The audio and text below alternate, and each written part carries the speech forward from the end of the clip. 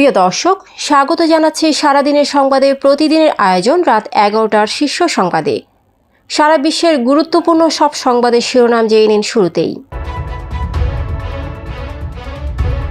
আইনজীবী হত্যায় প্রধান উপদেষ্টার নিন্দা, সবাইকে শান্ত থাকার আহ্বান। অন্যদিকে চক্রান্তে ফাঁদে না পড়ে সর্বোচ্চ ধৈর্য ধারণের আহ্বান শেখ আহমদুল্লাহর। উস্কানিমূলক প্রতিবেদন না করতে অনুরোধ সিএ প্রেস উইং ফ্যাক্টসের। অন্তর্বর্তী সরকার ব্যর্থ হলে আবারও অন্ধকারে নিমজ্জিত হবে দেশ, বললেন ফখরুল। অন্যদিকে ডক্টর ইউনূস যদি শান্তি প্রতিষ্ঠা করতে না পারেন তা হবে দুঃখজনক, মন্তব্য এবি পার্টির সদস্য সচিব মঞ্জুর। ইসকন সমর্থন আন্দোলনে দেশি বিদেশি ষড়যন্ত্র জড়িত, মন্তব্য স্বরাষ্ট্র উপদেষ্টার। ইমরান খানের মুক্তির দাবিতে উত্তাল পাকিস্তান, বুশরা বিবির খবর নেই। অন্যদিকে সংলাপের আহ্বান প্রত্যাখ্যান করে ইমরান খানের কঠোর বার্তা। যুদ্ধবিরতি ঘোষণার আগে লেবাননে ইসরায়েলের হামলা, নিহত অন্তত 22। ইউক্রেনে এক মাসে লন্ডনের অর্ধেকের সমান এলাকা দখল রাশিয়ার। অন্যদিকে গুপ্তচর বৃত্তির অভিযোগে ব্রিটিশ কূটনীতিককে বহিষ্কার করল রাশিয়া। প্রধান উপদেষ্টার সঙ্গে বৈঠকে জাতীয় ঐক্য গঠনের আহ্বান বিএনপির। বাংলাদেশ চাইলে সহায়তা দিতে প্রস্তুত আন্তর্জাতিক ফৌজদারি আদালত। কম দামে বেচতে 519 কোটি টাকার তেল, ডাল, চিনি কিনছে সরকার। প্রিয় দর্শক, এবারে জেনে নিন বিস্তারিত। ফ্যাশন ব্র্যান্ড মানে আর্ট। চট্টগ্রামে আইনজীবী আলিফ হত্যার নিন্দা জানিয়েছেন প্রধান উপদেষ্টা অধ্যাপক মোহাম্মদ ইউনূস। তিনি হত্যাকাণ্ডের তদন্ত ও যথাযথ আইনি ব্যবস্থা গ্রহণের নির্দেশ দিয়েছেন। মঙ্গলবার রাতে প্রধান উপদেষ্টার প্রেস সচিব শফিকুল আলম এক ফেসবুক পোস্টে এসব তথ্য জানান। অন্যদিকে চক্রান্তের ফাঁদে না পড়ে সর্বোচ্চ ধৈর্য ধারণের আহ্বান জানিয়েছেন জনপ্রিয় ইসলামী বক্তা ও আস-সুন্নাহ ফাউন্ডেশনের চেয়ারম্যান শেখ আহমদুল্লাহ। চট্টগ্রামে ইসকন নেতা চিন্ময় দাসের মুক্তির দাবিতে হওয়া হামলায় এক আইনজীবী নিহত হওয়ার পর মঙ্গলবার তার ভেরিফাইড ফেসবুক পেজে এই আহ্বান জানান তিনি। যে কোনো ধরনের উস্কানিমূলক ও মিথ্যা প্রতিবেদন থেকে বিরত থাকার জন্য সবাইকে অনুরোধ জানিয়েছে chief adviser press wing facts. মঙ্গলবার মধ্যরাতে ফেসবুকে সিএ প্রেস উইং ফ্যাক্টসের ভেরিফাইড পেজে দেওয়া এক পোস্টে কথা বলা হয়।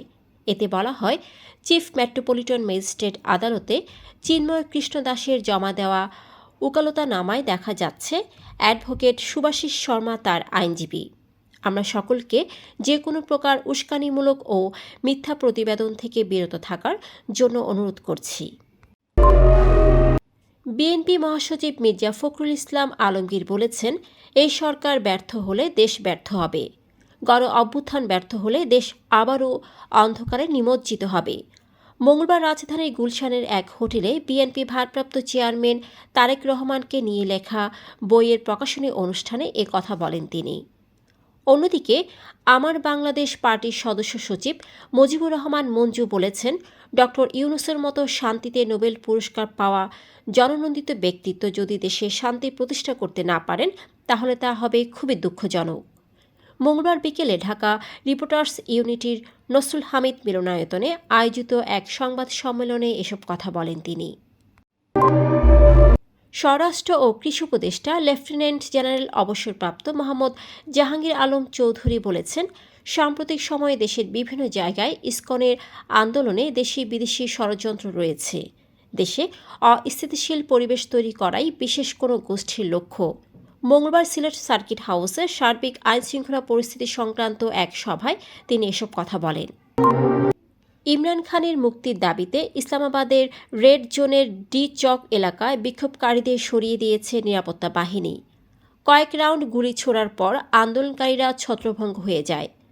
ইমরান খানের স্ত্রী বুশরা বিবি নেতৃত্বে একটি গাড়িবহর ডি চক পৌঁছানোর চেষ্টা করলেও বাধার সম্মুখীন হন।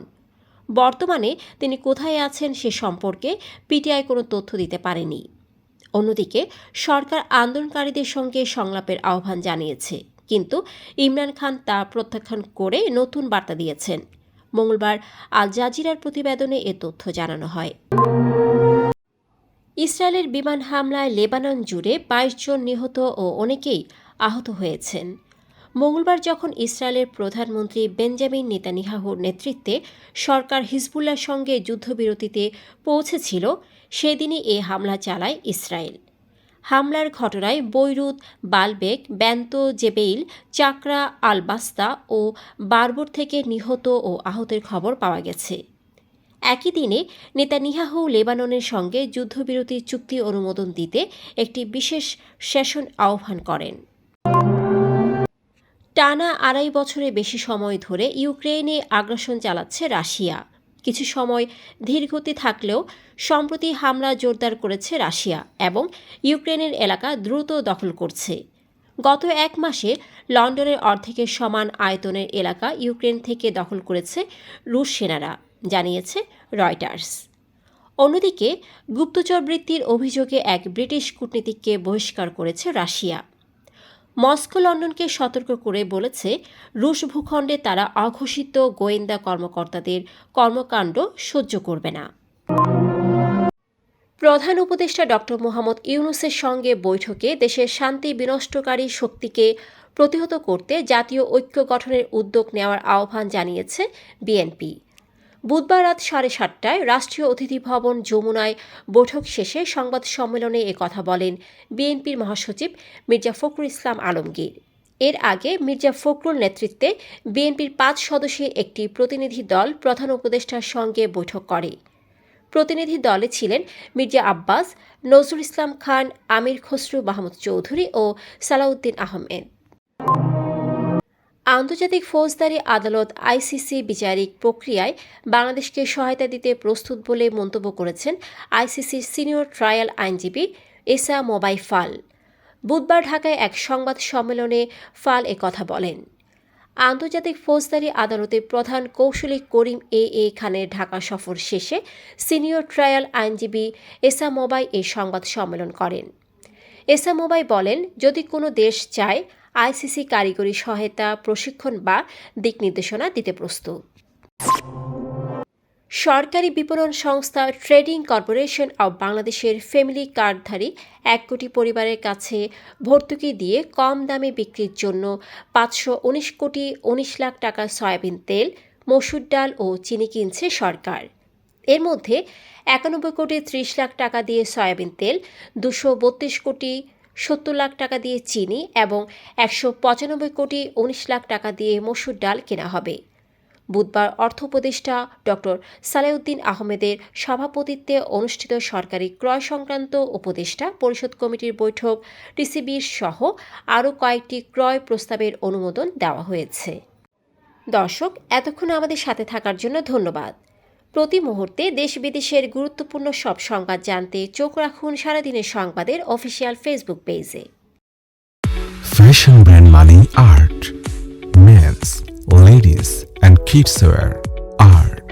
Be smart.